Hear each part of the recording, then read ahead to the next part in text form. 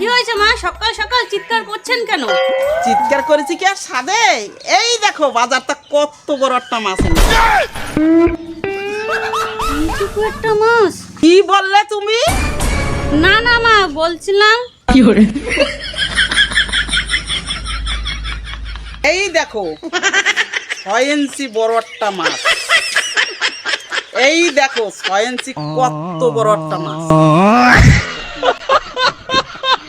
আমরা বাড়িতে 3 জন, 1.5 ইঞ্চি করে পিস করবা।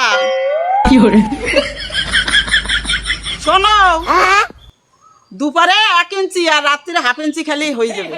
মা বলছিলাম থাক বৌমা, আর 1 পিস থাকে তো কালকে জলের মধ্যে ভেঙে দেবা, মাছের গন্ধেই ভাত খাওয়াই যাবে। হিসাব করে চলতে হয় বৌমা, তবেই তো দুটো পয়সার মুখ দেখবা। বলছিলাম মা, বাজার তো 3 কিলোমিটার দূরে, গাড়ি ভাড়া না করে আপনার ছেলেকে বললেই তো হতো।